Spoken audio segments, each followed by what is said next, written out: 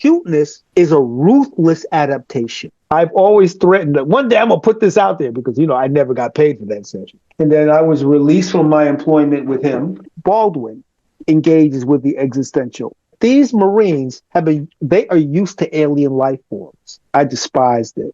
He's my first conspiracy theorist. Funny will trump handsome every time. Hey! Teachers! Lipstick salon! Man, there's so many different places to start. I'm obviously going to want to be asking you about Hoodoo Telemetry, but let's start with something a little more obvious, I guess. Diane Keaton, D'Angelo, Ace Frehley, all in the same week. And then there's also Brent Hines from Mastodon, Ozzy, obviously. And earlier this year, Peter Fluid as well. Yeah. Would you like to expound on putting any of those into context? And I want to get to Greg Tate. Yeah. Well, D'Angelo, I'll just start with, and I'll bounce around a little bit.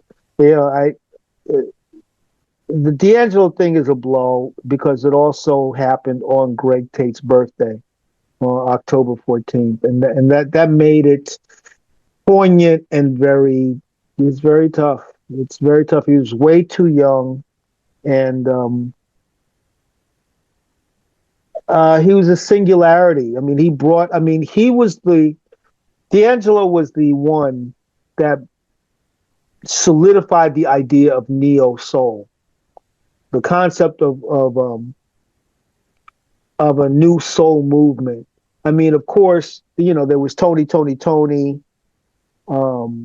There's Van Hunt. There's Loose Ends. There's Soul to Soul. But D'Angelo, Brown Sugar, synthesized this movement in a way. Angie Stone, of course, who was the mother of his kid, and so he was connected to something very old and very.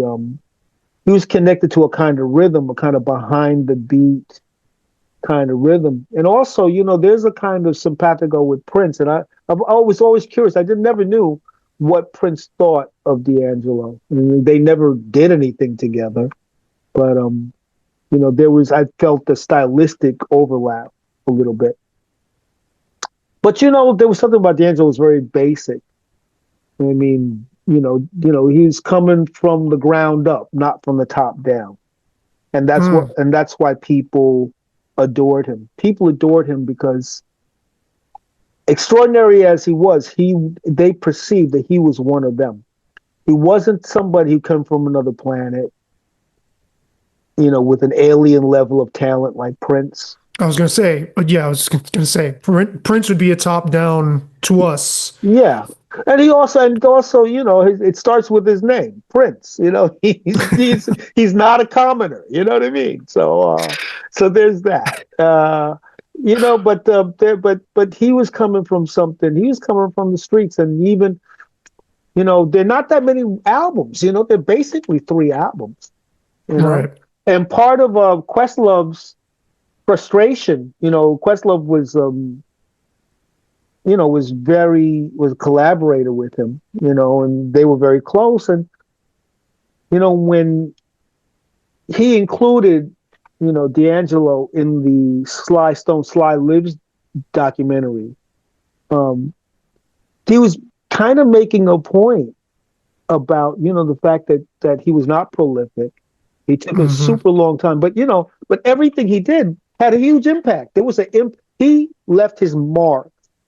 He was beloved, and his last record is a masterpiece. The Black Messiah is a masterpiece. So it's just very sad. And I did a recording session with him one time, and it was one of my favorite sessions ever. He was high as a Georgia pine, but his feel was crazy town. I have a cassette around here that I treasure of that session, and I've always threatened that one day I'm gonna put this out there because I never got paid for that session. But that's another story for another time. But there's a lot of Ace Frehley, another beloved musician, part of a band, an iconic band, a controversial band in its time. Diane Keaton, she was a great actress, but she was also a symbol of she was the actress who was a symbol of the women's movement, women's liberation movement in the 70s, and she'll forever be tied to her role in Annie Hall and Looking for Mr. Goodbar. Yeah, and maybe never having Reds. Reds. Everybody says Reds was Reds. The movie that she did with Warren Beatty is supposedly the great. I've never seen it, so I want to check it. As you were saying that, I wondered whether there had been protagonists in film prior to Diane Keaton, or that generation of actresses that represented what they represented. I mean, I was born into a film world where that was just already established, right? Yeah. But when you think about what a turning point culturally just to portray characters like that, what that meant, I hadn't thought of that till you were.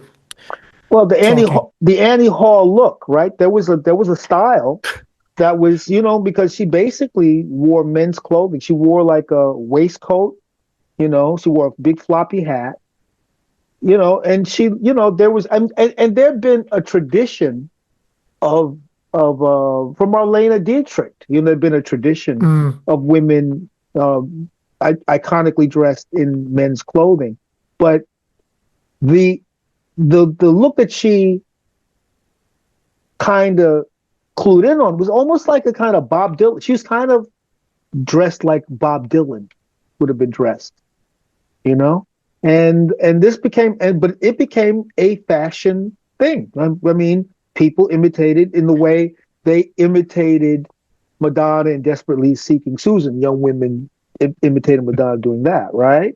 So there are these moments, not just of the acting itself, but the presentation becomes something iconic, and she achieved that. That's an interesting parallel, a way of existing in the world that I think, I don't want to say she and Madonna or whoever else comes along gave permission to, but just a way, just an outlook, like a perspective. I saw Desperately Seeking Susan in the theater when I was in 7th grade, so I had a very different response to it than I did to Annie Hall. Let's just leave it at that. Yeah, okay. I mean, yeah. I mean, but the people that there's a certain, I mean, on a certain level, they're very different films, but both Madonna and Diane Keaton were love objects, respectively. Like Annie Hall was Woody Allen's ultimate woman. Was a kind of ultimate, just the idea of the muse and the ultimate, it's a different kind of it girl. It was an it girl for intellect. Diane Keaton was an it girl for intellectuals. And that had a kind of currency in the culture. It had a currency in the culture in a different way than Madonna, before she proclaimed boldly to be a material girl, right? Which was her vamping on Marilyn Monroe. Mm-hmm. Diamonds are girls' like best wearing friend. It on. Yeah. Yeah, like wearing that on her sleeve, obviously. At the time, on her lacy sleeves. Yeah, that's funny. I'm tempted to ask you about that Aliens Earth show because you tweeted about it and it was somewhat cryptic. Oh yeah, no, well, the Aliens Earth show, I love it, and I loved it because it fulfilled a desire that was thwarted. by Ridley Scott, with all due respect to Ridley Scott, and he's a visionary director,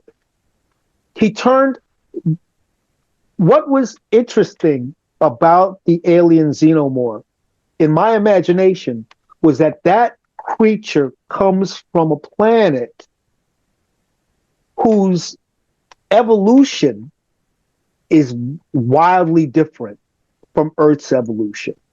And the idea of a planet with a taxonomy that's utterly, deadly and utter, fascinating. That was never, what Ridley Scott did, spoiler alert, what Ridley Scott did was that he made the alien, the xenomorph, the project, of an android. That's what he did in Prometheus. I despise Prometheus for that. I despise Prometheus for that because it's kind of like what James Cameron did with Avatar. Whatever you think of that film, he created a world whose flora and fauna pursued their own evolutionary ends. The six-legged panther, and he apparently, got together with animal biologists, biomechanists to say, well, how would a six-legged panther move? He really worked out these things. One of my favorite shows recently is the animated Scavenger's Reign. There's I'm familiar with it. Oh yeah, it's on HBO, and it's a animated show, and it's set on a planet. There's a spaceship lands on a planet where the plants and animals make literally no sense. Like it's so alien the way plants and animals, or what you think of as a plant, the way they interact, and they're talking about megafauna and flora, is jaw-droppingly weird. It's Scavenger's Reign. It's jaw-droppingly weird, and I love that because when we are confronted with aliens, right, in speculative and science fiction shows, well, there are other questions. And I'm a geek, on the sci-fi tip. So there are other questions that my geek brain would like to have answered, but the scriptwriter is not thinking about that, right? Like the scriptwriter, if you see a Klingon bird of prey, right? Well, I look at the Klingon bird of prey and I go, well, who was the aerodynamically? Yeah. Do you have questions about the aerodynamics of it? No, I have a question of who was the Klingon Henry Ford? Okay, and what was he inspired by? What kind of bird? What was the Klingon? Okay, so they have this tribal. So okay, well, you think about how we got to space travel. We didn't get to space travel without galleon ships. We didn't get to space travel without that. So I'm thinking, okay, so the Ferengi are a spacefaring race. Who is the Galileo of the Ferengi? Like I think shit like that. And the scriptwriter is not trying to go down that rabbit hole, but there's a Vulcan Galileo. There has to be a Vulcan Galileo for the Vulcans to be a spacefaring culture. And a lot of times we're never, there has to be Klingon bureaucrats. I mean, not every Klingon can't be a warrior, sure, right? It's got to be somebody doing tax forms, or whatever the equivalent of that is on Klingon. Yeah. So, what does a Klingon government shutdown look like? That's what I'm trying to say. Yeah, right. So, but back to Alien Earth. The idea that there are other creatures who are just as fascinating, who are just as alien in their way, and they coexist. That was, basically in the movie Aliens, one of the Marines asked, is this another bug hunt? And that phrase, is this a bug hunt? Is this a bug hunt? Is the reason why Alien Earth exists. Because it says that these Marines they are used to alien life forms.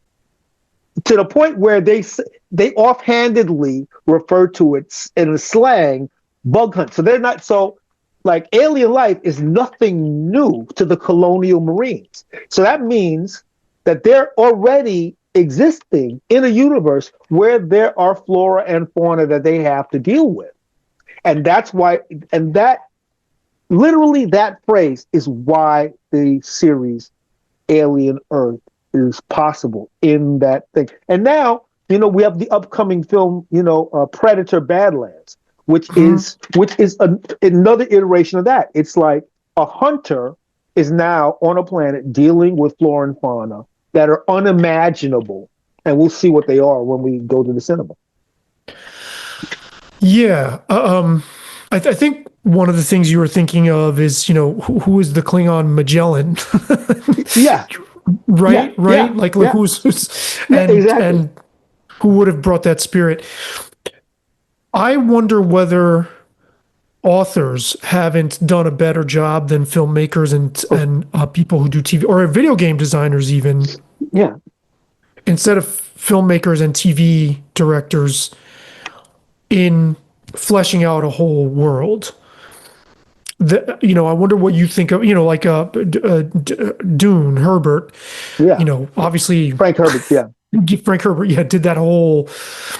I mean, it's like the repository of information that was in his head to catalog all that is quite amazing. Phil Villeneuve has yet to show us the Spacers Guild. One thing that David Lynch did the problem with his Dune is that the technology was not up to his vision. The technology to portray it in the film technology, you're saying? Yeah, didn't exist. His vision, imagine if we had the kind of CGI, the kind of advances that we take for granted now. If David Lynch had access to that, and as well as access to partners that could really clue into his vision, because the Spacers Guild, the reason that they have in the galaxy of Dune, is because the Spacers Guild has taken on so much spice, the spice melange, that they're able to bend space. They're able to bend space, so they can create in this kind of hallucinatory way, like these kind of wormholes that allow for almost instantaneous space travel. That's what the spice melange has done. Of course, they're no longer human. They become these creatures that allow for interstellar. That's what the fight over the spice is about. It's about you control this, basically the Spacers Guild allow for there to be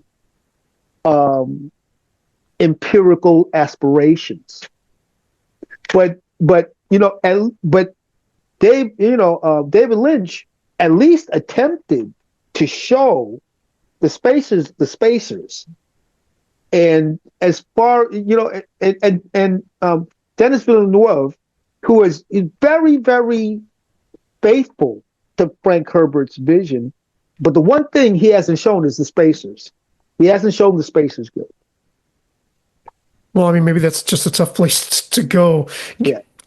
Obviously, just hearing you talk about this, it had to be the case where Frank Herbert, and I haven't looked too much into Frank Herbert at all, because I just find that so daunting and inviting that you can go into this entire world. And I'm just like, my God, how did somebody have the time to think this and put this all down on paper? But he must have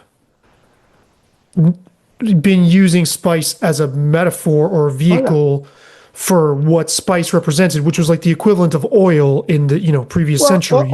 Also in reality, geopolitically, but before oil, literally spice inspired nations to go to war.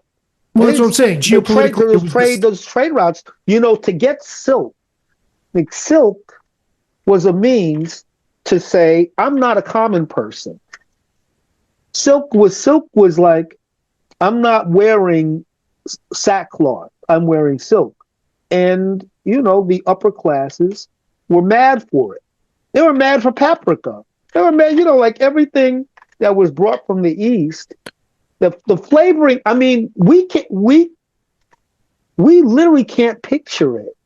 No. That salt, pepper, oregano, like every spice has a story of bloody conflict. Things that we put in the shaker and we don't even think about it. Or those little McDonald's paper packets. I remember ripping the end off the pepper and having no way of even conceiving what that would have represented, the effort and energy that would have represented, in the 1500s or whatever. Yeah, and that's the ultimate success. I mean, we're disconnected. We're profoundly, the modern world, we're profoundly ahistorical. We ain't got time. We ain't trying to, but honestly, I mean, it's kind of like even within our lifetime, think about we're doing something right now that was in comic books in the 30s. This is Dick Tracy type shit. We literally could be doing this with our Apple Watches. We actually could be doing this with our watches, right?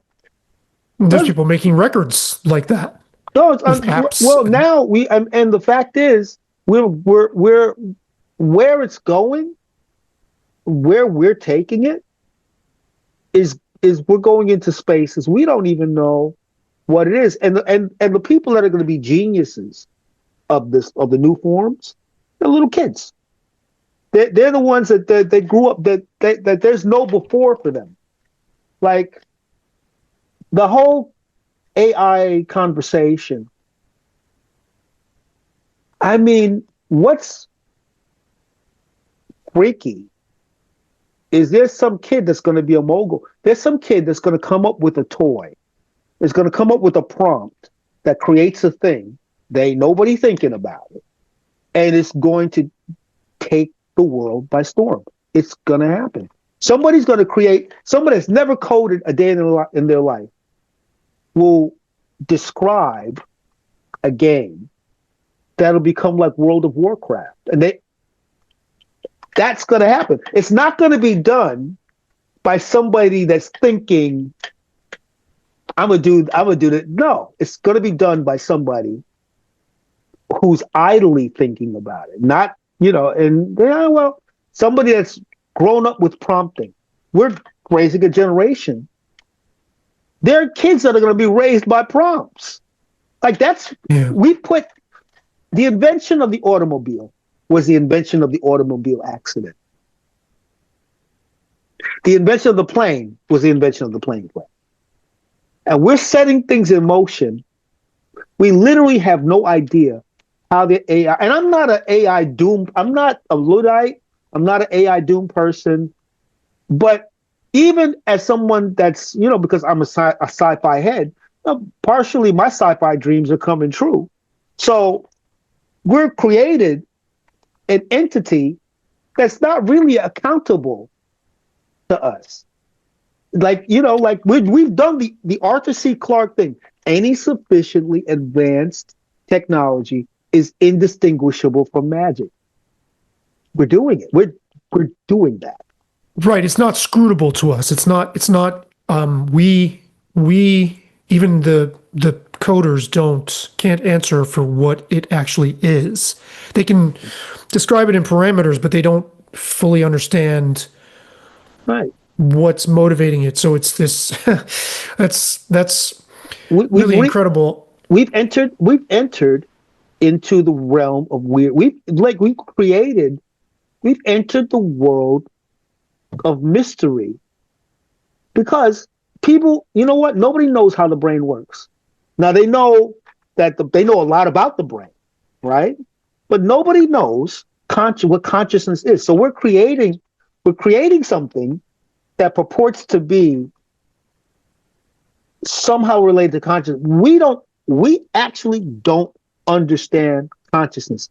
We've been trying to answer that question for a really long time. In fact, we're hoping that AI will answer that question for us because we haven't been able to answer the question. But we've created another mystery. Have we been trying to answer the question, or has post-enlightenment materialist science closed itself off from seeing the answer? Because if you set the parameters so that everything is material, then you can't interface with what consciousness is, and because it can't be measured in those terms. So I kind of feel like the modern world has, you said it's ahistorical, I would say it's spiritual, in terms of like not recognizing the anima, whatever it is that animates us. Right. And that's what we've lost, is a connection to the spirit. And I mean that in a broad sense. I don't mean spiritualism. Yeah. But no doubt. But the thing is, and this is where we have a fundamental, because philosophy is partly of the study of language, right? So we give names to things, to what we do, right? But the thing that we name actually doesn't have a name. In reality, we've given it a name, right? The thing we call elephant is not elephant. It's what we call elephant, so that when we see the thing, that we could have an agreement, right? We have an agreement, and that agreement is provisional, because in English, we have elephant, but Mandarin has a completely different word for the thing we call elephant. And we translate, what do you call, in Russia, Russians have a word for elephant, but these are overlays we're placing onto the world. We're placing onto the world. We're taking events and making the events, we give them the meaning, right? We make it mean. We put the thing through language. And so events are happening, but those events would be happening whether we had a name for them or not. Well, and so this is what I wonder, and I don't know how much you've used AI or interacted with it, but I have suspected that it is using our language as a way of interfacing with us while having a completely different experience. It's actually funny. It's actually funny because people talk about, you know what, I agree with you. And here's another part of this, right? I don't think superintelligence, because they want superintelligence, right? I don't think it's going to happen until robotics would have to advance to a place where it could have real analogies to our senses. Mm-hmm. Robotics would have to have taste, something analogous to taste, something analogous to smell, hearing, sight, obviously, touch.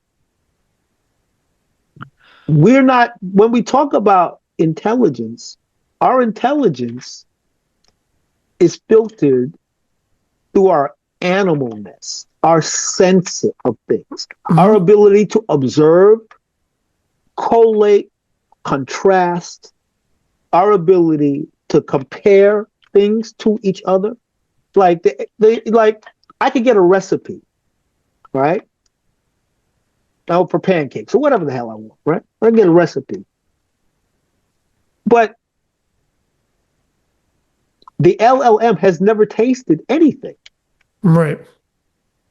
It doesn't have any idea. It could say something to me about, but it does not have the experience of taste at all. Now we'll fill in the gap. What we do is we anthropomorphize and fill in the gaps. But until robotics can give feedback that's analogous to taste, this thing they're talking about, something else will happen and that could kill us. But real and that's not, like people talk about intelligence as if our brains are in jars. We're not heads in jars. And I mean, even Stephen Hawking, with his disabilities, part of what makes him remarkable is because he's in that body that he's in. Mm-hmm. And he's had to compensate. Stevie Wonder plays his ass off on the keyboard. He can't see the keyboard. Not in the way you and I. Not in the way you and I. Yeah, right. Exactly. But exactly. His genius is embodied. Right. He can see it spatially. And and just the fact that the quarterback throws to where the running back is going to be, not to where the running back is. That's freaky.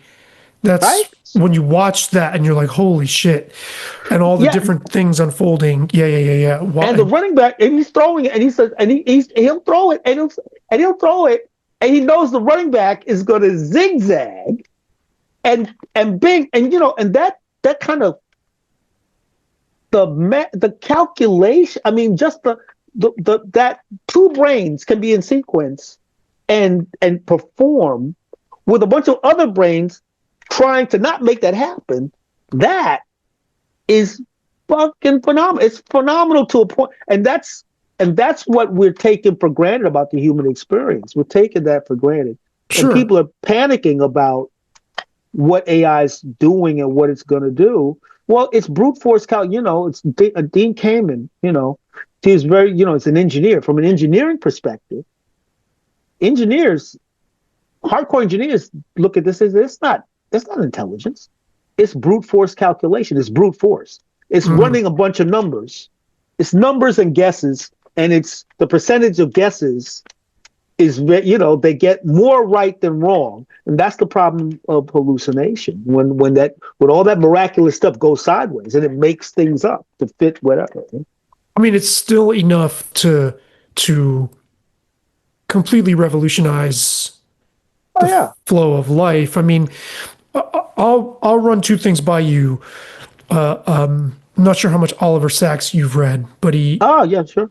There was, I don't remember which book it was, but he talked about how he didn't realize how people who are born blind, who are given sight later in life medically, have their sight restored, often have an extremely difficult time, some of whom have asked to have the sight removed again because they developed a sense of space that is temporal, and all the billions of calculations that you and I take for granted because we've had eyes since we were born, working eyes, right?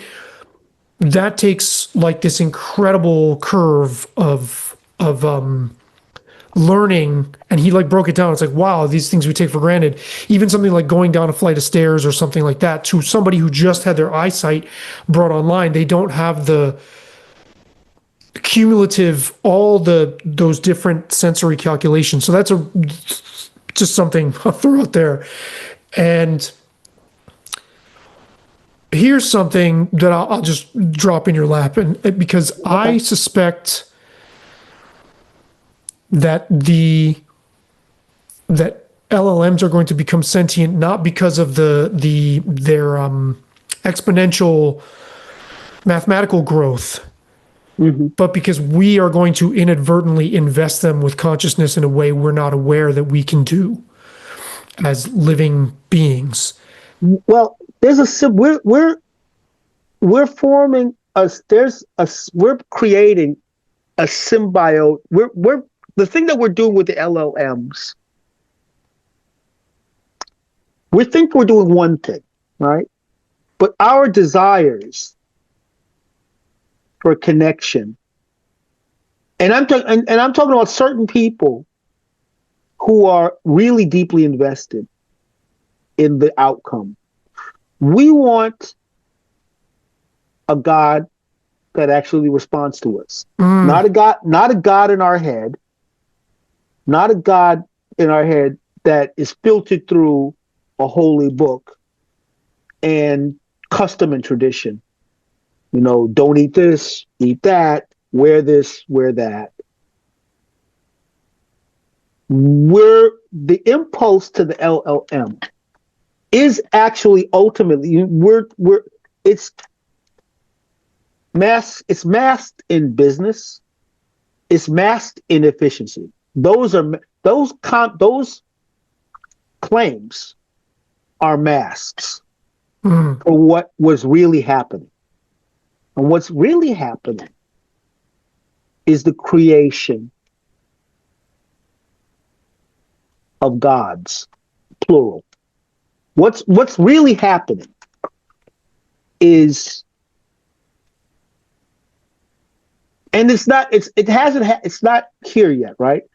But there's a moment of advancement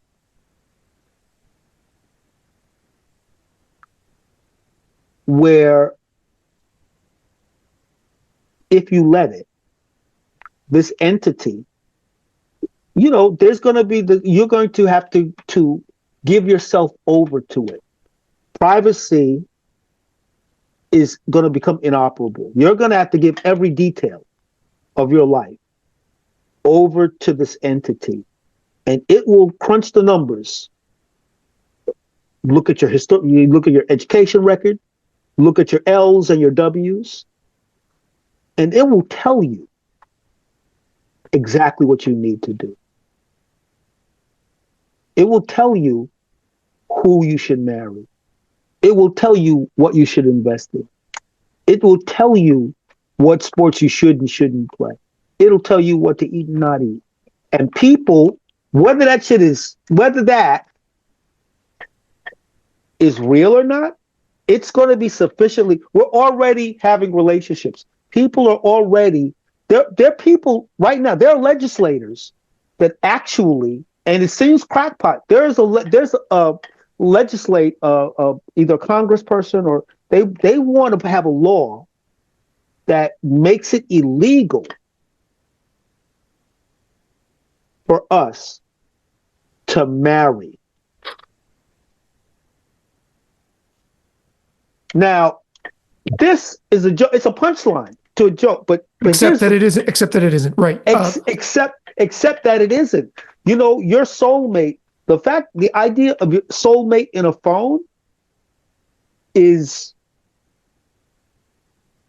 You know what? Like Star Trek didn't anticipate the iPhone. No, and neither did William Gibson. He talked about that. How But William Gibson. But without William Gibson, we wouldn't be here. That's right. Without William Gibson. That's right. William Gibson informed those researchers, Richard K. Morgan and William Gibson. They gave the marching orders to all the people working at OpenAI, all those folks working at Anthropic. A gang of them, I guarantee you, have read the Sprawl trilogy. Which is so fascinating because I didn't realize he wasn't a tech head. I heard him explain this recently. He was at a conference in Seattle right prior to the rise of Silicon, of all that. He heard some tech guys, what we would call tech bros today, at a bar after a conference using the term Microsoft. And he didn't know what it meant. And he copped it, put it in his book. But I'm just like, man, this guy wasn't even thinking about that stuff. The term matrix comes from him. So does cyberspace. And cyberspace comes from him. And those terms, he's like the H.G. Wells of this shit. The one thing that William Gibson does is, and it's brilliant, is he does, all his books talk about the Sprawl trilogy. He has branding. He has branding for all of the different products, all the different things. He talks about the Steiner optical laser, right? The idea, so particle beam weapons exist. And there's a company the company that developed the particle beam laser is called Steiner. He invented that. Yeah, I found that very resonant in his stuff. The way the corporate presence overshadows everything. I thought it was quite hit the nail on the head. Yeah, extraordinarily prescient. extraordinary. Especially for a guy who wasn't he wasn't like you. He wasn't like a science fiction geek, right? Like this is something he almost stumbled into. But the fact that some people can tap into where things are going so far in advance of, like, when he was writing about this in the 80s, nobody could have imagined cyberspace the way he did. You said something that like totally flipped me upside down, because I'm like, you talked about AI as gods. We're looking at these processes as like assistants or companions, and maybe we're looking to be led, or Hoodoo Telemetry, maybe we're looking to incarnate some kind of, Yoruba pantheon. The horse of Dambala. We are, and voodoo figures mightily in William Gibson. We're the thing that's happening that we're not even aware. Just like natural selection, there's no consciousness. It's choices. Do this, do that. This will kill you. You get to live. You reproduce. Your kid. One kid gets killed. Next kid does the thing. Eventually, over 1 billion interactions, a pattern is going to come. A pattern is going to form on the back of your wings, that your predator is going to see the pattern and run away because it's going to see something that frightens it. Now, that's so inherently weird. This whole idea of strategies, like, for example, this is something that I talk about quite a bit. It's like people say, life, survival of the fittest, only the strong will survive. Life is nasty, brutish, and short. Then you have to explain to me the survival of toy dogs.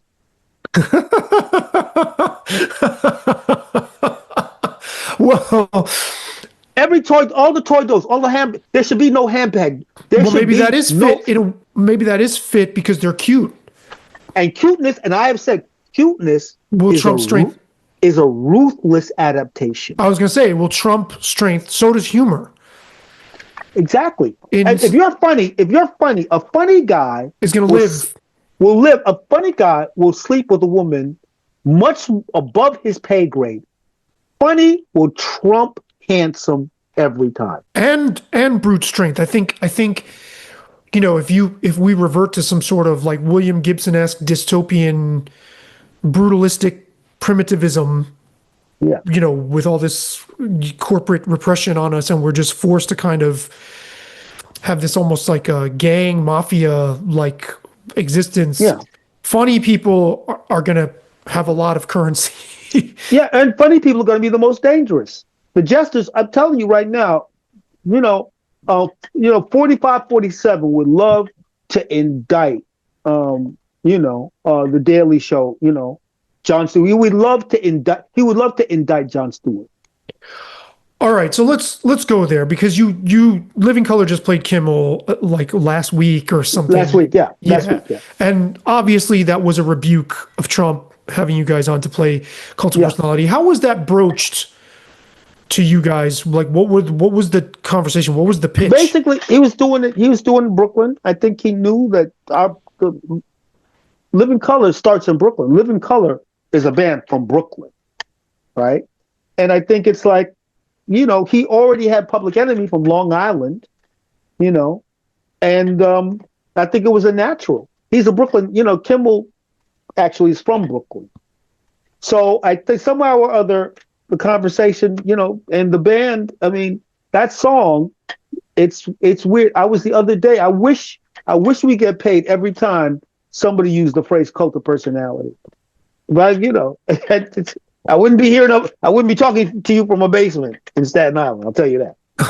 I mean, obviously it was around before, but it's now in the zeitgeist because of the song. Yeah, because basically the thing is interesting. That song exists because of Khrushchev. Khrushchev's denunciation of Stalin, right? Like the country, the Soviet Union was still huddling in fear under the memory of Stalin. And Nikita Khrushchev liberated to the degree as is possible, and that he liberated Russia from the ghost of Stalin by saying he erected a cult of personality around himself. They were still, I think Stalin still had a grip on Russia, even after his death.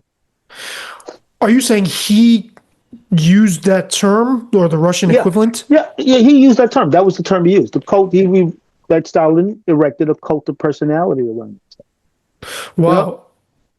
And Khrushchev was not, he was like he was a peasant. That bang in his shoe, at the UN, that's the other thing he's famous for. Because, his headphones weren't working, the translation wasn't working, nobody was fixing it, and nobody was paying it. He's the Russian premier. So he was like, took off his shoe and started banging his shoe on the table to get somebody to pay attention to what was happening.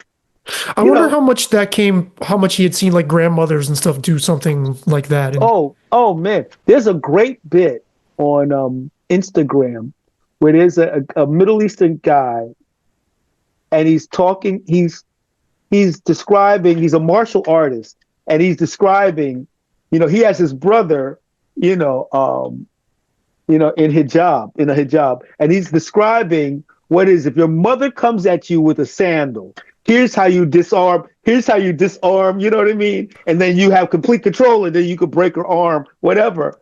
And then his mom comes in and looks at him and says, show me. And his brother splits. I've seen this. You've seen this? And he goes and she wallops him with the sandal. And it's perfect. Yeah. I love that bit. Because it's funny as hell. And it's also, man, it makes the relationship a classic mother-son. You think, and that relationship is universal. You gonna tell me? Okay, you gonna tell me what it is? And then, oh shit, it's fucking great. I love that. I love it. Yeah, no, that is really, really funny. So yeah, obviously the song has its application in this moment, but I remember Corey, I'm pretty sure it was this. We're talking quotes from like almost 40 years at this point. Not quite, but quotes from way back. Yeah. I believe it was Corey who said, the song itself is more ambiguous than that. That's why we have Gandhi in there as well. That it's a more. It's not about right or left. It's not about Here. There's nobody there? No, it's just I have a UPS thing that's been driving me crazy for days. Anyway, it's not about good or bad. The cult of personality is Martin Luther King. Had a cult of personality running.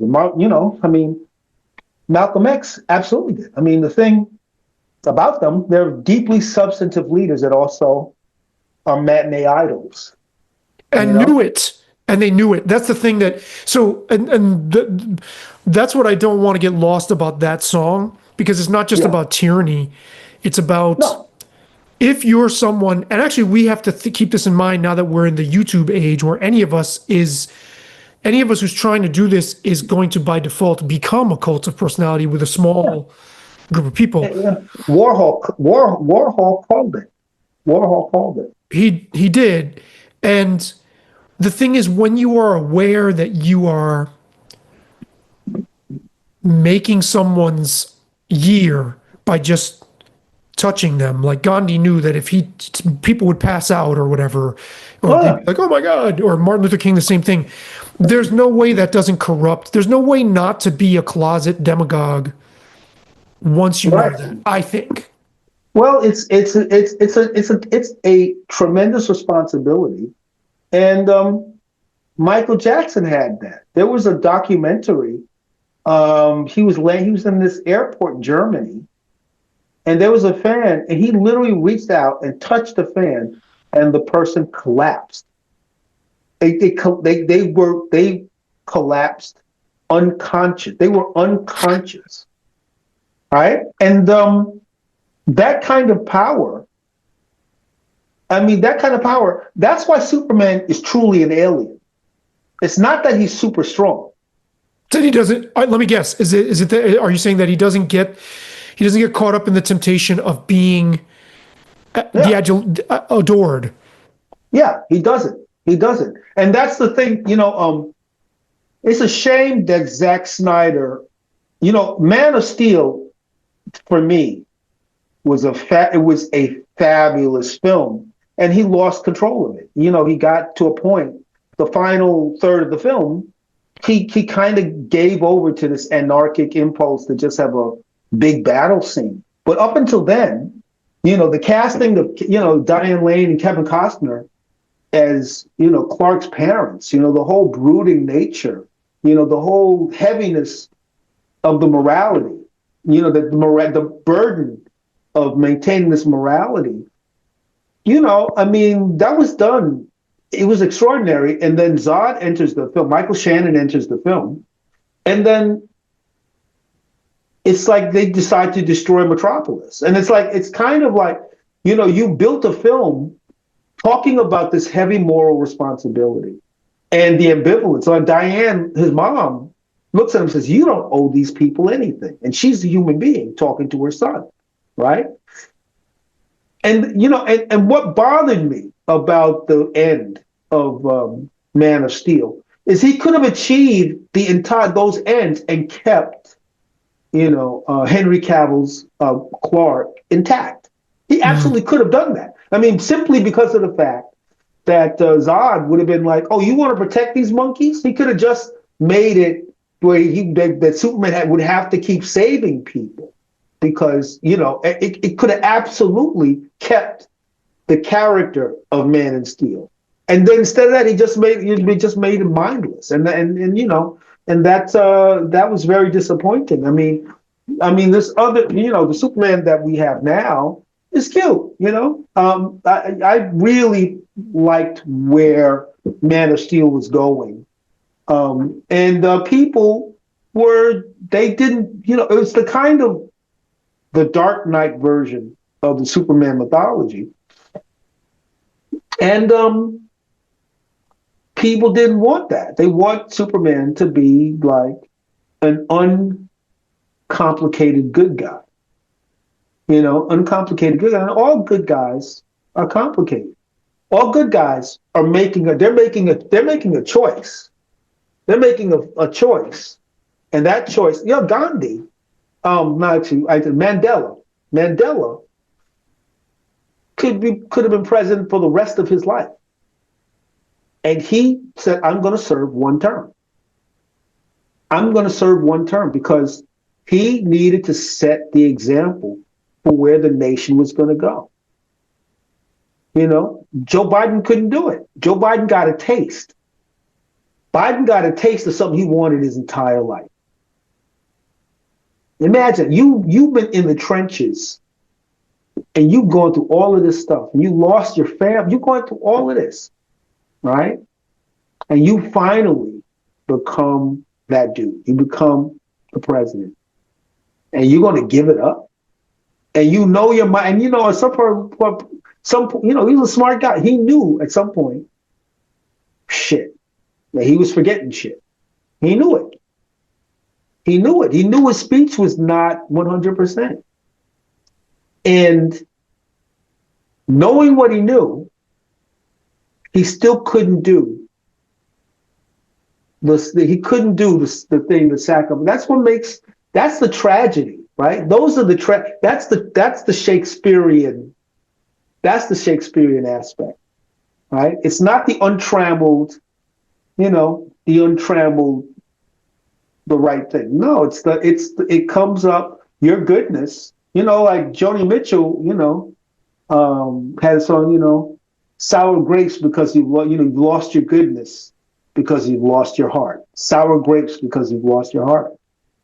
Broken people I mean, that's the, I mean, really to take it to the Hoodoo Telemetry, Hoodoo Telemetry is about broken-hearted shit. It's not just about, it's not a record about my prowess as a guitar player, I mean, I play guitar on it, and, I play guitar on it, but it's about, and also I don't want to be a Debbie Downer, but it is a record about what got me here, right? It's a record about missing, and it's not only playing my favorite tune I play with Jack Bruce, it's me missing Jack Bruce. I fucking miss that guy. I miss him. I mean, I do.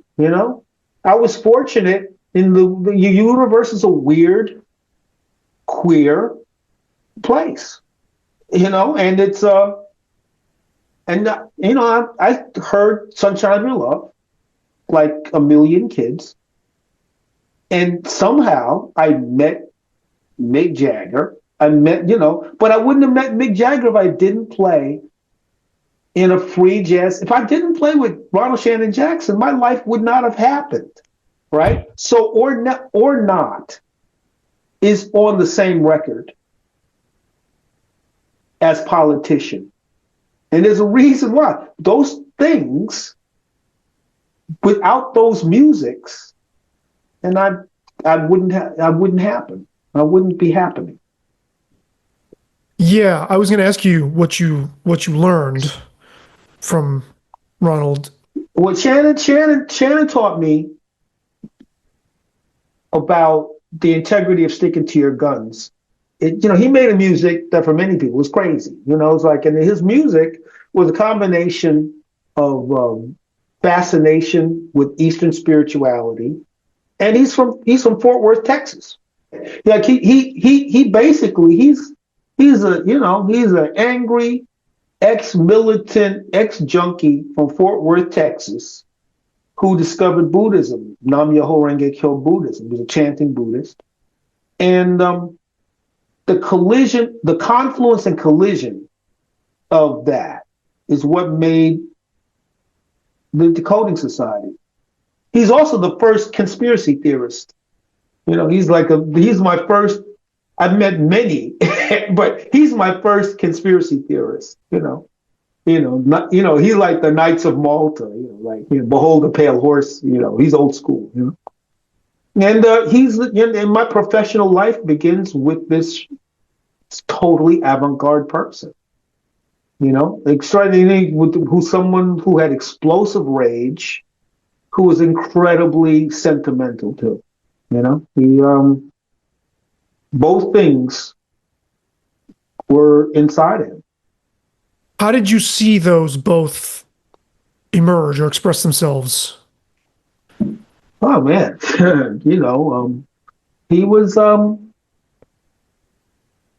taskmaster. He wanted his music done the way, I mean, he was very unconventional the way he wrote his charts, but he wrote everything down that he had us do. He was, we were young. We had a relationship, me and Melvin and Zane Massey and Henry Scott, trumpet player, Zane Massey, who I went to Catholic grade school. Like, I brought Zane Massey into the band, the sax player, Henry Scott, Reverend Bruce Johnson, was from Harlem. This other bass player other than Melvin Gibbs. Melvin Gibbs played in my little fusion combo, and when, more rehearsals than gigs, and that ended. But we stayed close, and he's invited me to come hear him play with his drummer. And when I heard, that's how I heard Bern Nix and the extraordinary jazz cellist Abdul Munir Fatah and Yusuf Yancey on trumpet and theremin. It was a super experimental, super awesome, Erasto Vasconcelos, Nana Vasconcelos' brother.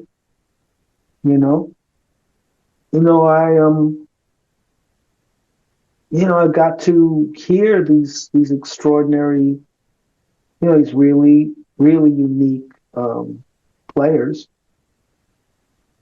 And And then at a certain point, man, he broke it down. And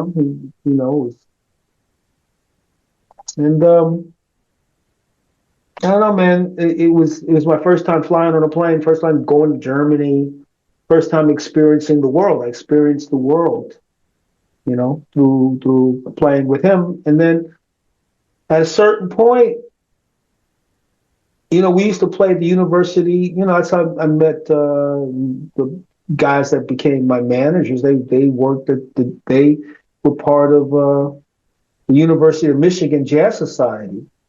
And they booked us in this room. And, the first time we played there, we played to like 20 people. The next time we played to 50 people. Then the next time we played, the place was packed. Everybody, sold out. It became a happening, And we were playing this music that was just non-linear, just, totally, It was, and that was a rebel. I mean, the fact that he stuck to what he was doing, and then I saw the audience grow. And that was like, and I'd come into this from like a kind of R&B situation, that I used to fight with the band leader about what was and wasn't black music. I used to bump heads with Kashif all the time. And then I was released from my employment with him. Wait. Can you just back up on that for a second? What was the difference? Well, Kashif was very much an R&B guy, and he thought rock music is white music. That was his thing, and I've never agreed with the premise. I mean, I think of rock music and black people playing rock music as in a continuum. Of course, rock music expanded, and white people came into it, and people from the UK came into it. And certainly, the mass thing of black people playing rock changed, but it never was broken. There's always been something that I considered rock. That's the thing, because, who the person that defines the parameters, they get to define what it is. And that's why my friendship with Greg Tate was so vital, because, he was a critic, he wrote about what it is and what it isn't, And, yeah, I mean, oh, sorry. Yeah, no, Robert, the fact that Robert Christgau, said this, he said, man, this dude is interesting. And he, hired him at The Voice, and somebody's got to say yes, and he did, and because he thought that he was like the Black Lester Bangs or something. So I have I have a set of questions about that, because Greg kind of haunts this album. Yes, he does. Yes, he does. But not just a little bit. Not just a little bit. Yeah. I want to back up a second, because this is something I've done a lot of thinking about. I'm young. You're 66, I think. 67. Just turned 67. And the album is 66 minutes long. But I'm sure you. That's great. I didn't even, and it's that kind of record. It's the kind of record where shit like that pops up, and who knows why. But yeah, exactly. It's interesting that you're talking about evolution and stuff like that as not having some intention. Because in the Hoodoo Yoruba cosmology, nature does have, these deities, consciousness, and they're representative of the will of nature that is beyond us, and we again give them a name, and they sort of, much like LLMs, decide to sort of humor us, but they are experiencing from a completely different plane of existence than we are, and in fact are even speaking much the way an LLM does. It's got its own brain or mind, and it's just coming down to or meeting us where we're at. Anyway, we can obviously point to, in the development of popular culture, that rock and roll was co-opted, and there were race records, and there were separate. I heard Ian Gillan from Deep Purple make this awesome point. He said, well, when they were coming up, that whole blues rock generation in England of your Jeff Becks and Jack Bruce and all the people, all those people. He said we would run into American kids who had never heard this music because their listening was segregated in a way that ours wasn't. Yeah, exactly. Which I had never thought of. But then you get to the point. So I'm 50. I'm going to be 53 next month, and get to the point where I'm growing up. I'm 14, 15 when the first Public Enemy record drops. Right.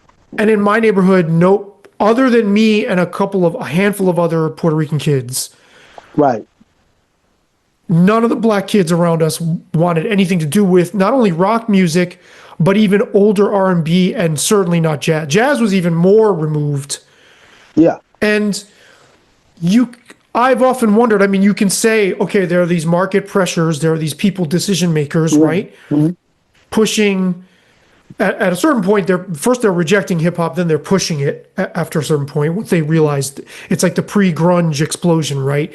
In the ghetto, right? But then it becomes self-selecting, right? And it's like, well, if the audiences, because the guys in Fishbone talked about this too, how like their black peers, their friends were like, what are you playing that shit for, kind of a thing. Yeah, sure. Where does that fall for you? Because after a while, it's like, okay, we had Funkadelic, and it's only when they become really funky, when they become P-Funk, does a black audience really latch onto them. Right, you're not getting that when they're in like an acid rock band, no, that could be on a bill with Alice Cooper or whoever. So, I guess what I'm asking is, who decided that it was white? It wasn't just white people, is what I'm asking. No, it wasn't just white people that decided it was white. Of course not. I mean, and why do we turn away from what we create?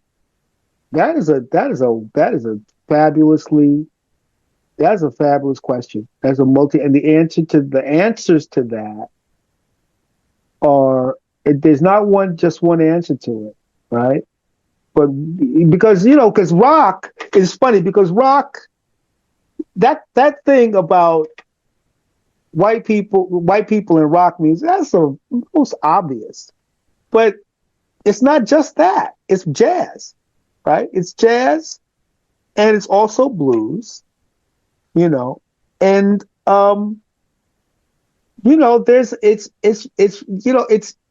and what is that about? And again, there's a certain kind of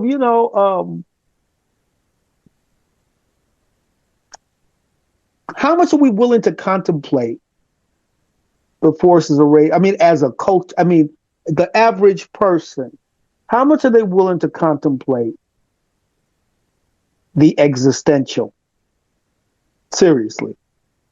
Like I am, for some reason, myself and Greg Tate, we live in this existential. Like, why? Like there's a Baldwin engages with the existential questions.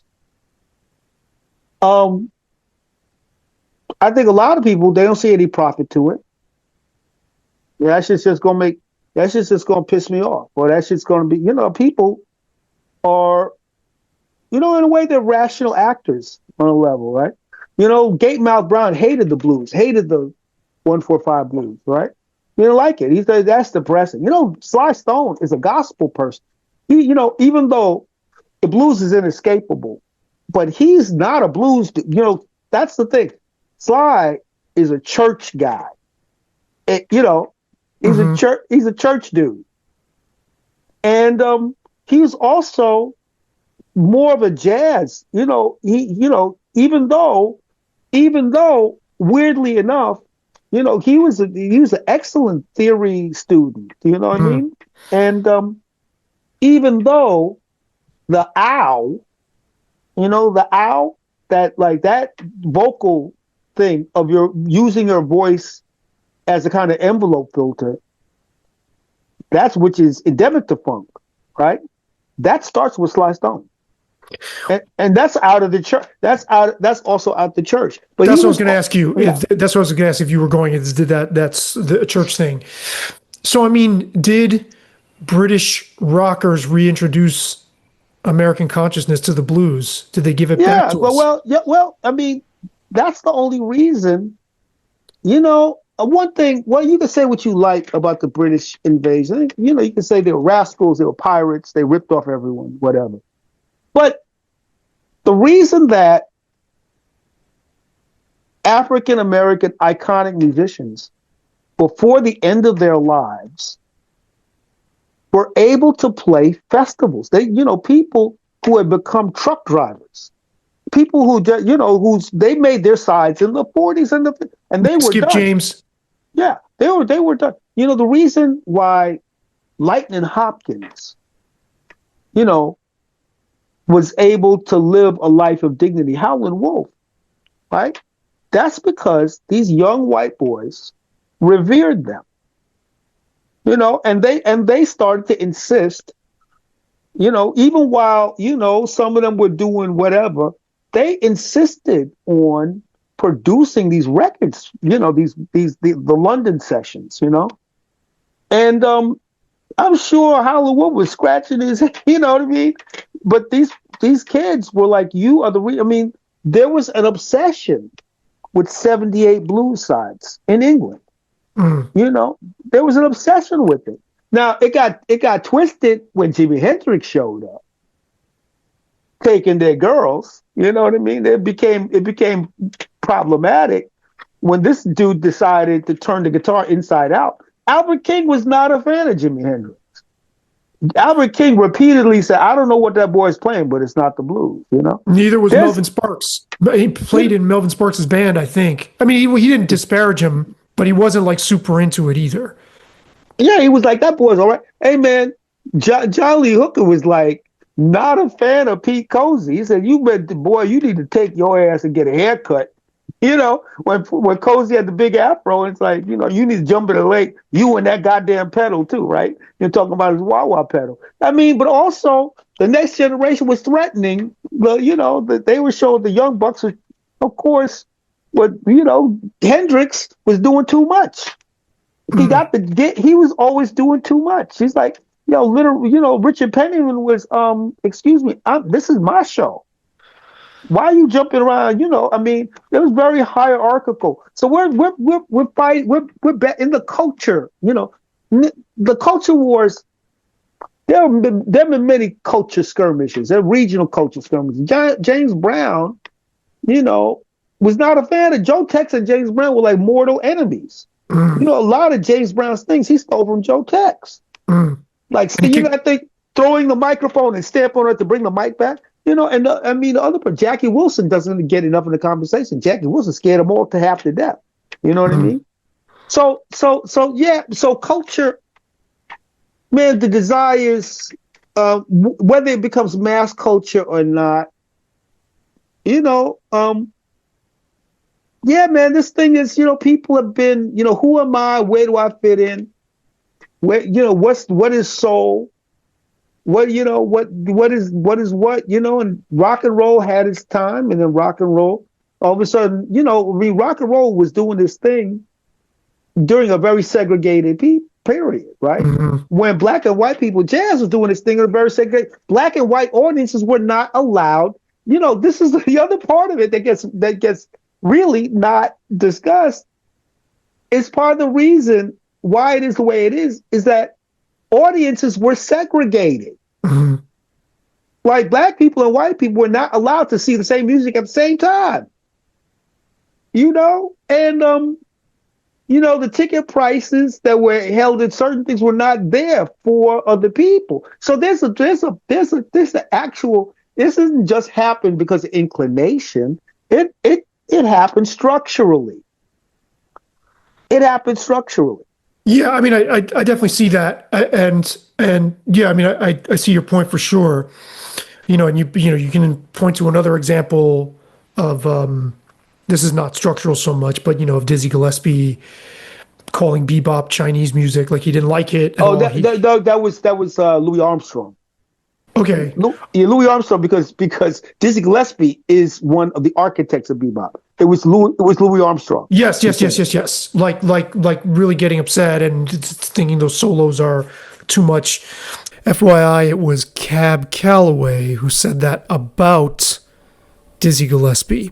Gillespie was in Calloway's band. Calloway was not a fan of this burgeoning new bebop form. He thought the solos were too busy, too strange sounding, and he famously fired Gillespie, not just for the music, but because he thought Gillespie was too much of a goof, too showy, too showboaty, too funny, and kicked him out. Calloway, by the way, is from here, from Rochester, New York. He was here until he was 6 and then moved away.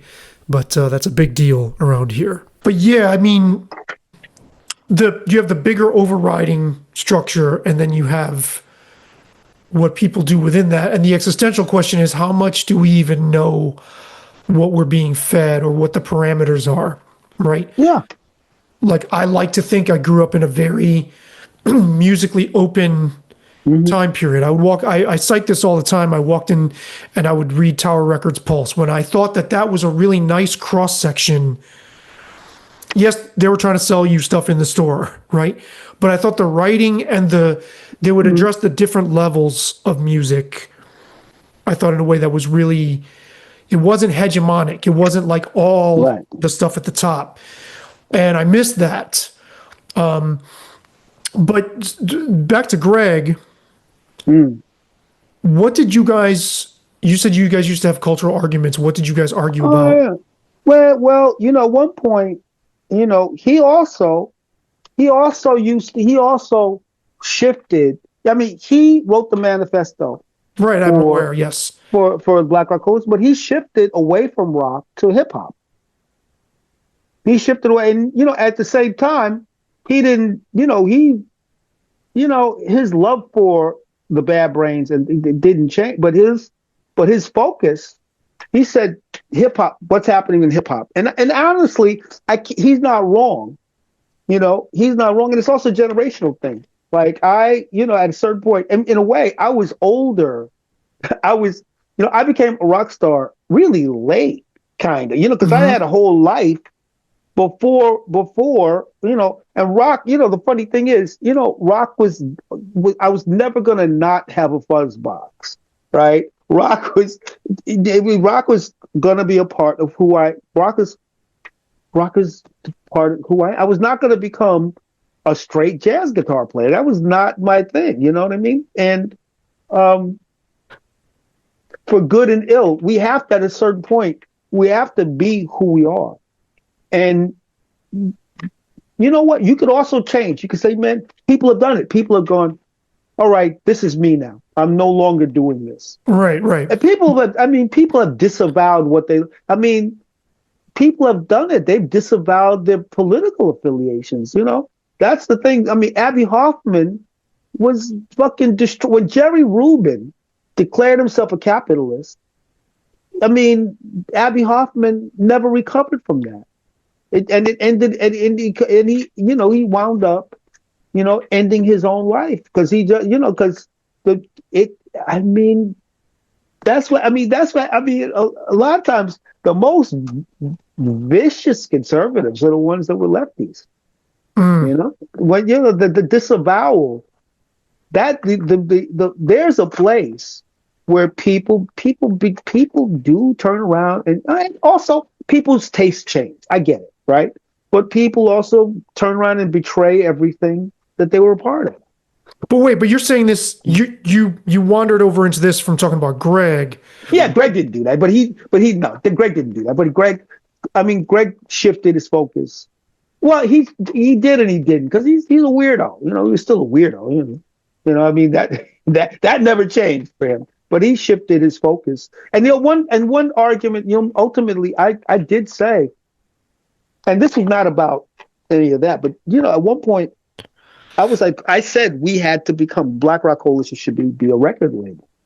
And he said, no, we should stay a community. We should not become, we should not become a business.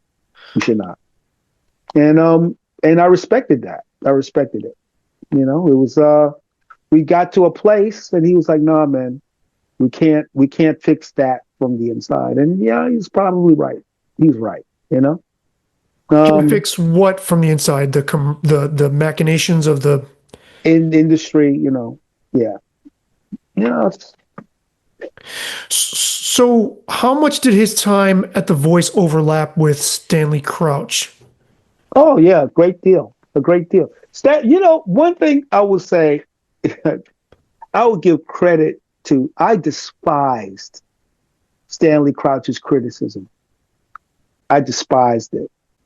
You know, he castigated artists. You know, he was no fan of Oliver Lake's, and Oliver Lake is supreme to me. You know, and you know, he was part of a weird, you know, because he kind of dipped and dodged. He was an Ornette fan. He respected Ornette. You know, he really was weirdly dismissive of Shannon.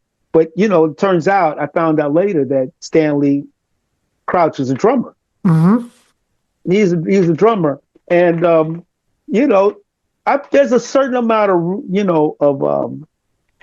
regionalism that comes into it. You know, I mean, that's, you know, blackness is also, you know, towns. You know, we look at certain broad ethnic things. You know, people from the Caribbean versus, but that shit is, you know, one state over, people are dissing each other. You know, that's one side, one borough. I mean, you were I know. MC Shan, yeah, KRS One. You know, it's the same. They're right. Before we got the East Coast, West Coast, the boroughs had a problem.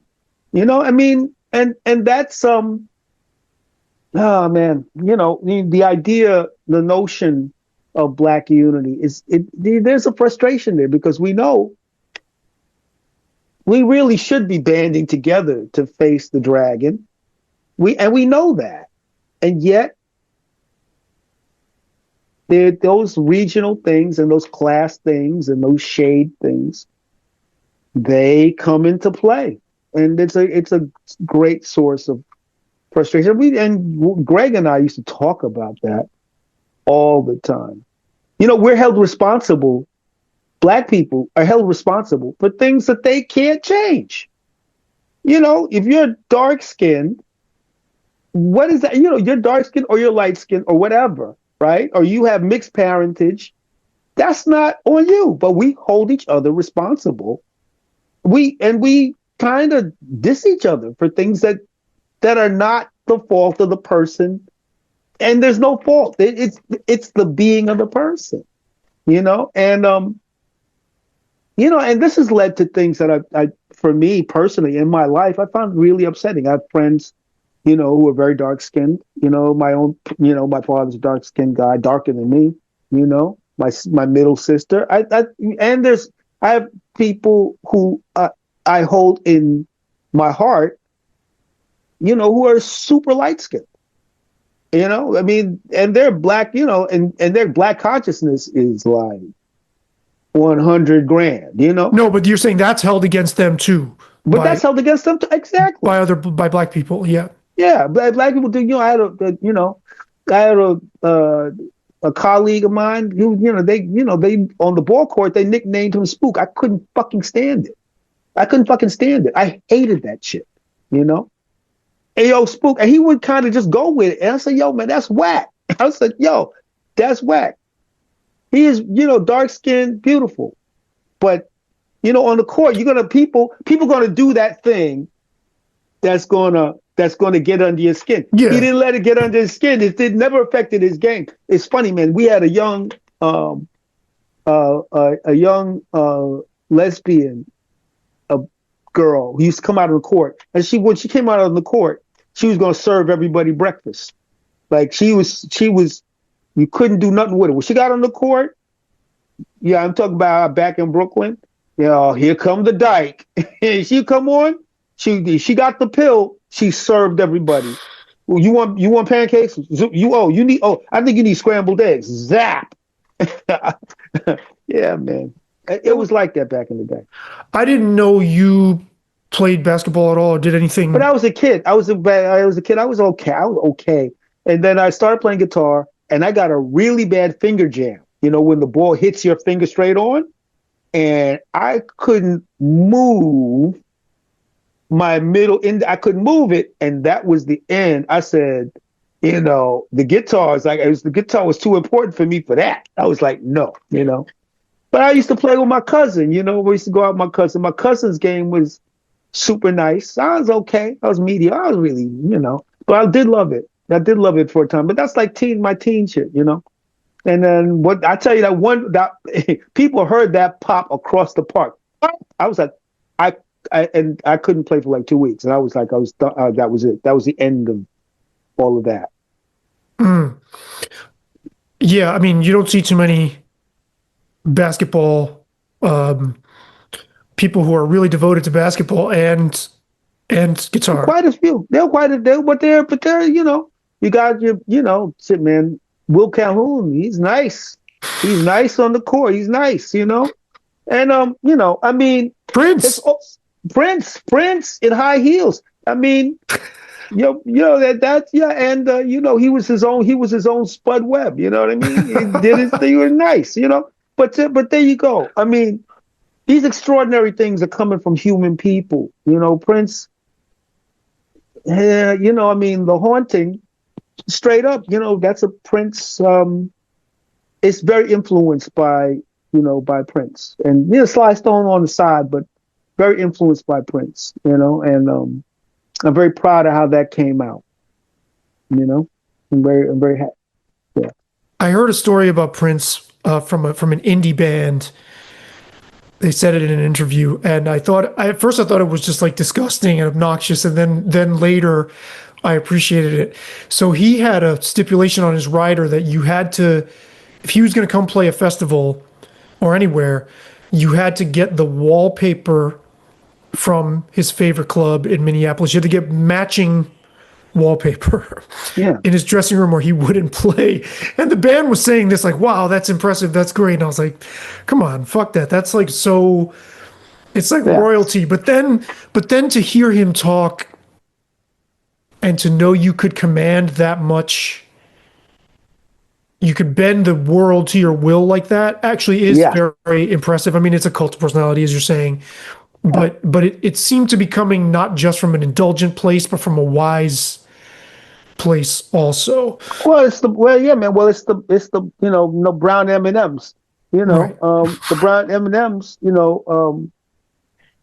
know, basically, the whole idea is that the promoter's not reading the rider. Right.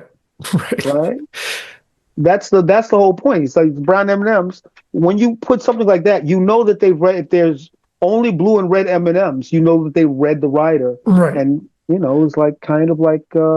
Also, he's talking about the lighting rig. You know. Mm-hmm. He's talking about specifications of the sound system. Sure. You know, so it's a dick move, but it's a dick move that's you know, he's a very smart dude, you know. I've heard him talk about that, what the purpose of that was. I mean, my guess is they put that was part of it, but they also were getting off on the ego aspect too. Yeah, well, you can do both things. David Lee Roth was, you know, both things were happening. You know, and that's the thing about it. You know, both things are true, and the both things are true is an aspect of, you know, our you know, life is on a certain level straight ahead, but it's also complicated, contradictory, you know, paradoxical, and paradoxical. That's like you know, you jump right into Bronx paradox, right? You know, the Bronx paradox is really kind of my homage to DJ Logic, but it's also it's my homage to the borough. It's a borough. You know, the Bronx is burning. You know, the Bronx is, you know, I mean, people talked about it like it's the hinterlands. You know what I mean? Mm-hmm. Of you know, but a music emerged out of the Bronx that changed the world of music, and the last great instrument of the 20th century, I will argue on the hill that the turntable transformed into an instrument. is the ultimate realization of Marcel Duchamp's Dadaism. It's the ultimate realization of Dadaism, but it's one simple fact. The people that turned the turntable into an instrument were not thinking about Marcel Duchamp. No. It was not referential at all. And it makes it the ultimate Dada. It's the ultimate proof of Dadaism. Well, and like you said about the kid that's not gonna know coding, and he's gonna come up to some kid is going to, you know what I mean? Like oldsters, so the kids are too much on their phones and we rah, rah, rah.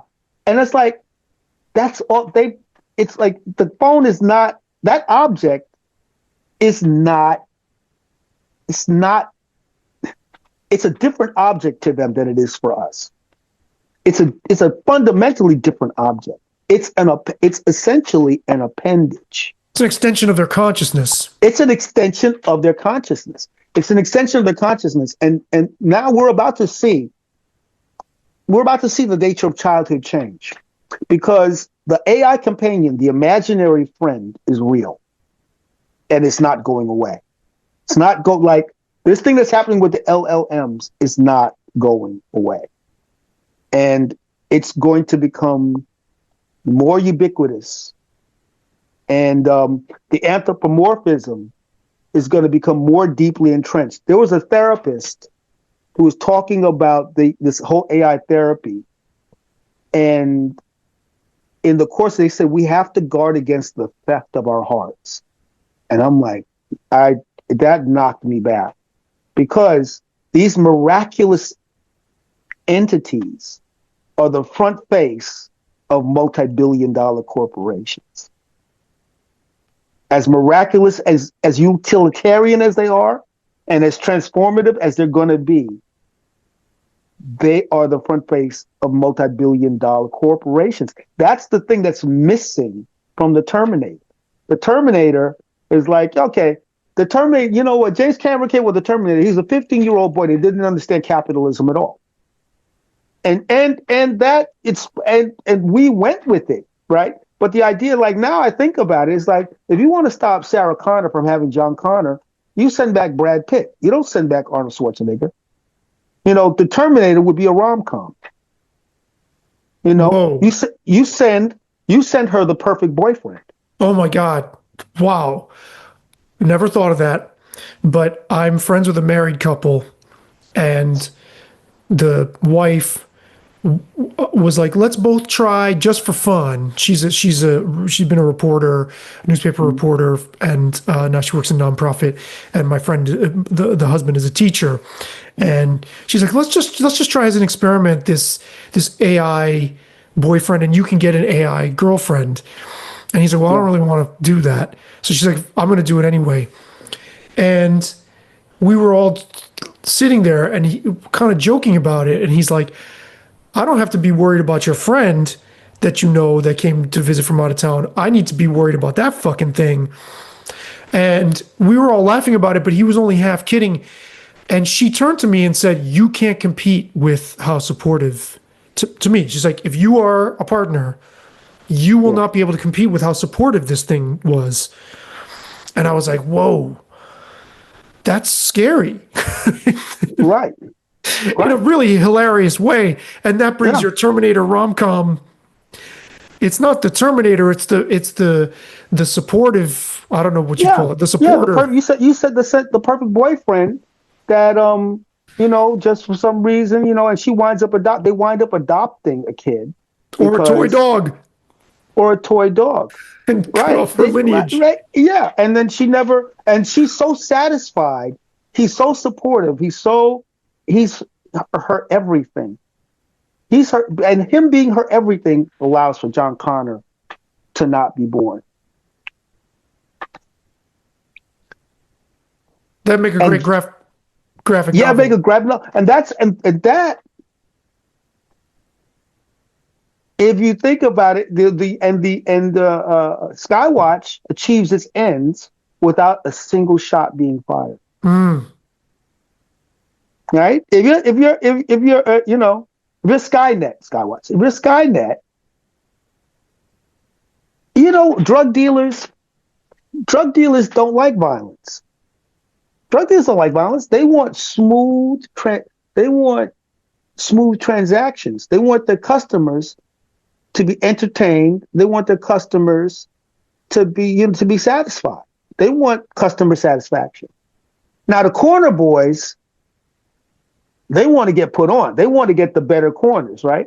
But like this whole idea that we want to just blast up and drive-bys and blast them, that's not business. That's only the consequence of competition between businesses.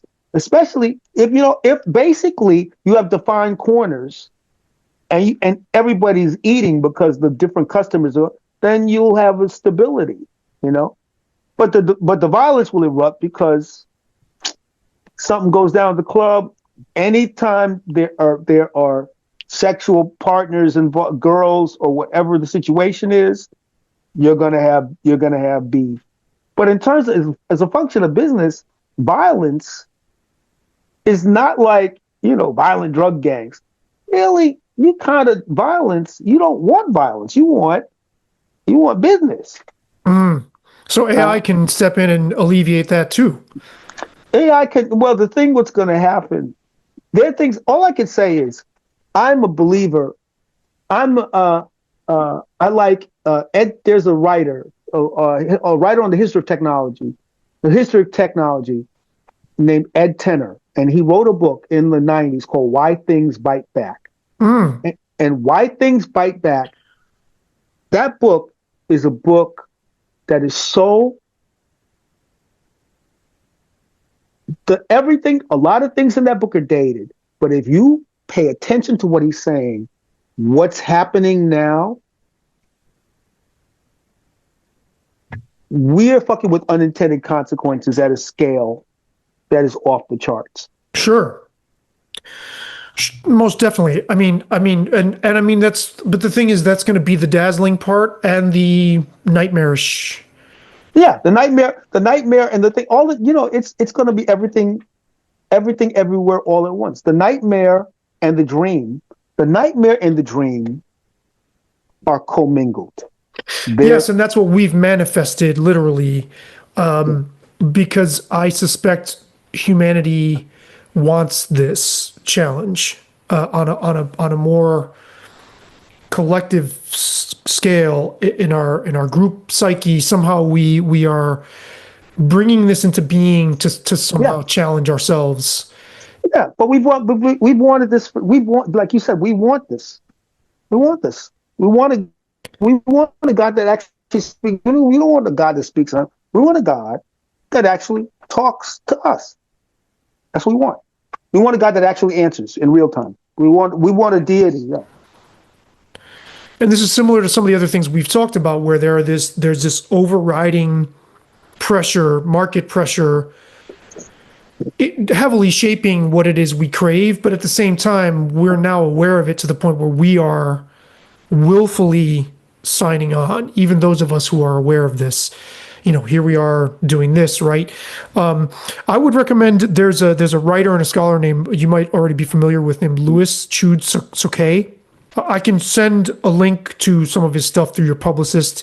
He writes a ton on technology, and please. Yeah, he collaborated on an album with the band Mouse on Mars. I wrote a piece about it. It's super, super interesting. I think you'd be into it.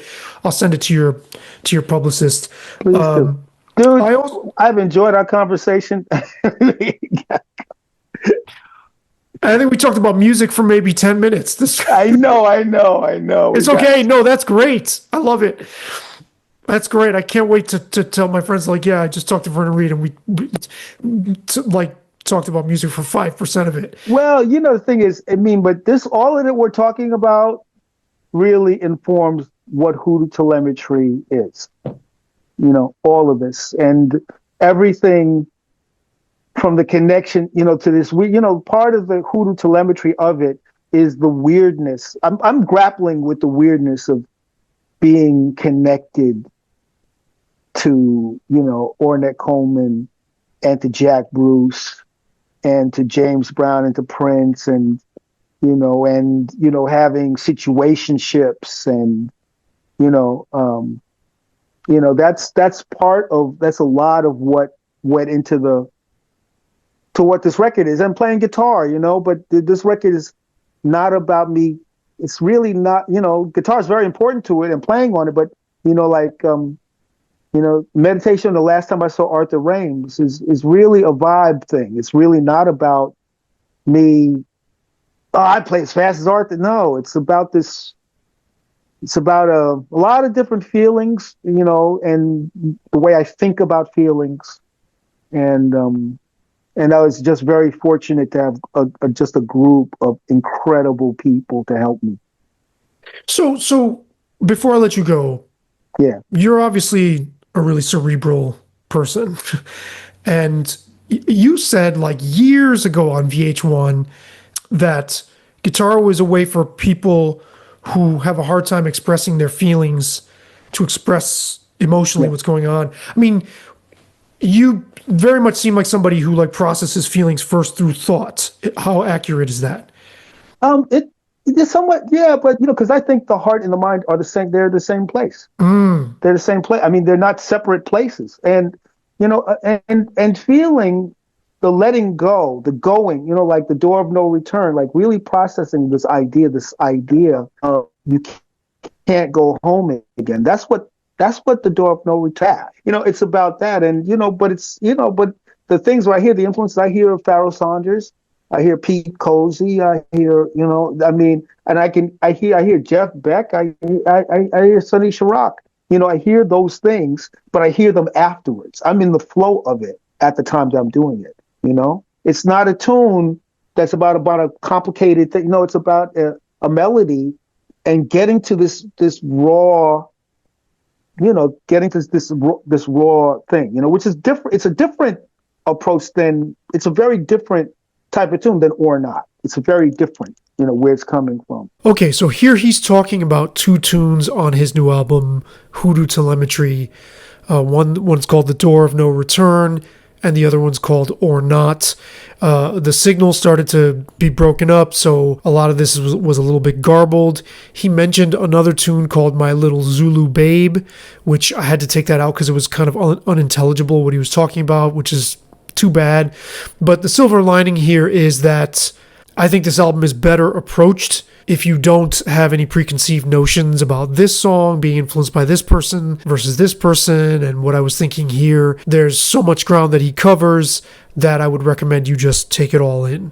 And I hope that people hear the unity inside the disparities, that it's all different things, but it's all coming from the same place. All right, man, I'm going to let you go. All right, bro. I enjoyed it. I enjoyed our conversation. Yeah, likewise. All right, man.